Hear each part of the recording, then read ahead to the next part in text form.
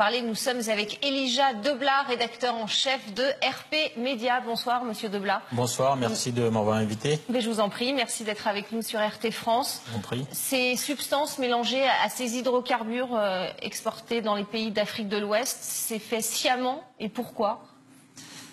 C'est fait sciemment, il y a beaucoup de choses qui sont faites sciemment. Le seul but de ce mélange-là de produits dangereux pour la santé, aussi bien la santé des humains que la santé des animaux et même des plantes, c'est faire du cash. Et donc les produits tels que le soufre et le manganèse se retrouvent dans l'hydrocarbure en destination de l'Afrique. Pour réduire les coûts ? Pour réduire les coûts et aussi de toutes les façons, ils ont une norme spéciale pour l'Afrique. C'est la fameuse qualité africaine. C'est la fameuse qualité africaine. Et d'ailleurs, quand vous prenez le soufre qui est contenu dans, en tout cas, le carburant qui est destiné à l'Afrique de l'Ouest, c'est 100 fois plus, de 200 fois à 1000 fois plus toxique que ce qui est recommandé en Europe. Et donc, on ne peut pas parler d'erreur, on ne peut pas parler, il y a toute une organisation derrière. Et les produits les plus cités sont notamment le soufre et le manganèse, sachant que l'impact du soufre sur la santé, c'est des problèmes cardiaques, des problèmes neurologiques, des problèmes de reins, des problèmes de respiration, c'est dangereux pour les femmes enceintes, etc., etc. Ça fait combien de temps que ça dure ? C'est depuis toujours. Hein. Depuis toujours, l'Afrique n'était pas meilleure avant, n'avait pas plus de poids politique et diplomatique il y a 60 ans.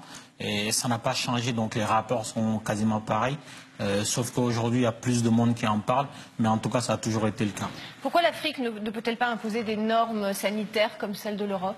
En fait, si vous voulez, l'une des raisons d'ailleurs pour lesquelles les hydrocarbures toxiques sont vendus en Europe, enfin en Afrique, c'est parce que là-bas, les verrous de contrôle sont faciles à sauter. Par la corruption ? Voilà, par la corruption et même aussi par la position de dominant de l'Europe vers l'Afrique. Et donc l'inspection de l'environnement humain et des transports hollandais et donc a envoyé ses services au port d'Amsterdam. Donc sur 40 tankers en destination de l'Afrique, ils ont contrôlé toutes les cargaisons et donc ils ont trouvé que tout est toxique. Ils ont remis un rapport au Parlement et un autre aux Nations Unies. D'ailleurs, il y a le Bureau des Nations Unies pour l'environnement qui dit que 7 millions d'individus décèdent en Afrique chaque année à cause de ces particules toxiques. Donc il est grand temps de faire quelque chose. Quels sont les pays les plus particulièrement touchés et est-ce que ces pays peuvent porter plainte justement ? En fait, pour porter plainte, il faudrait déjà... ce rapport a été publié le 9 juillet. Et donc aujourd'hui, nous sommes le 13, la veille du 14 juillet. Et aucun chef d'État africain n'a pris la parole pour s'offusquer. Et donc ça explique un peu ce qui se passe. Il y a un gémaphotisme général qui est là. Mais il y a la complicité, vous voulez dire, des chefs d'État africains avec... Il y a une complicité parce que tout cela ne se fait pas sans collaboration sur le dos des administrés. Et je rappelle que dans les années 2000 en Côte d'Ivoire, l'administration ivoirienne avait accepté que des déchets nucléaires soient déversés sur son territoire. Et donc, c'est pas un jeu de cache-cache, c'est du business comme si on vendait une mangue, comme si je vous vendais une clope, etc. Qu'est-ce qu'on peut faire contre ça, selon vous ? En fait, je pense que c'est la société civile, c'est le peuple qui doit s'élever. Les rapports de force sont démesurés. D'un côté, vous avez des entreprises qui sont des multinationales, qui sont très puissantes à l'échelle mondiale. Je vais vous prendre le cas de Total, par exemple, qui a réalisé presque 714 milliards de chiffre d'affaires avec une dizaine de milliards de résultats nets.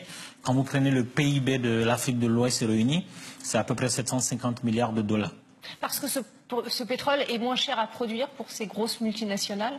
En tout cas, ces grosses multinationales s'en sortent avec cette façon-là de faire, cette façon-là de vendre du produit pollué. Certainement parce qu'en produisant du pétrole, on a plusieurs critères, on a plusieurs gammes. Et donc, c'est la mauvaise gamme qui se retrouve avec des substances polluées qui est destinée à l'Afrique. L'Afrique est le seul continent touché par cette toxicité du pétrole ? Je ne pense pas. Je pense que partout dans le sud, il y a de la misère. On peut se permettre de faire ce genre de choses-là.